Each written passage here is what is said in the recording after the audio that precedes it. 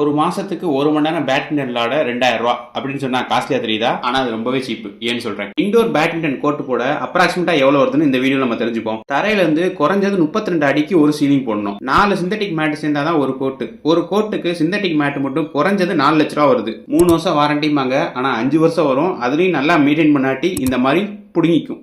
அதுக்கு உட் ஃப்ளோரிங் போலாமேன்னு கேட்டீங்கன்னா உட் மேட்டோட விலை கூட. அதுவும் இல்லாமல் வருஷத்துக்கு ஒருக்கா பாலிஷ் போடணும், வார்னிஷ் அடிக்கணும், இல்லை மெயின்டெனன்ஸ் காஸ்ட் ரொம்பவே கூட. அப்படி பண்ணாட்டி பிளேயருக்கு சுத்தமாக கிரிப்பே இருக்காதுங்க. இதுக்கப்புறம் வெளிச்சம். இந்த வெளிச்சத்துக்கு 10,000 லூமினர்ஸ் கோர்ட்ல ஈவனா படுற மாதிரி செட் பண்ணணும். என்னதான் சீலிங் ஹாஸ்பிட்டல்ஸ்ல போட்டாலும் தரையில இருந்து குறைஞ்சது 3 அடிக்கு கல்லு கட்டணம் வச்சாதான் இந்த சீலிங்க்கு சப்போர்ட் கொடுக்க முடியும். செங்கல்லாம் வேணாம், ஹாலோ பிளாக்ஸ் போடுங்கன்னு சொன்னீங்கன்னா இந்த மாதிரி உப்பு அடிச்சிருங்க. ஆக மொத்தத்தில் ஒரு கோட்டு போனாலே குறைஞ்சது 15 இருந்து 20 லட்சம் வருங்க. அது போக தரவாடகை இருக்கு, இபி இருக்கு, இப்படி எவ்வளோ இருக்கு. சரி, இப்போ நீங்க சொல்லுங்க, நீங்க யார் பேட்மிண்டன் பிளேயர் இருக்கீங்களா, இல்ல நீங்க எங்கேயும் விளையாட போவீங்களா? உங்க ஊர்ல ஒரு மாசத்துக்கு எவ்வளவு வாங்குறான்னு மறக்காம கமெண்ட் பண்ணுங்க. அப்படி இந்த வீடியோ லைக் பண்ணி சப்ஸ்கிரைப் பண்ணிருங்க.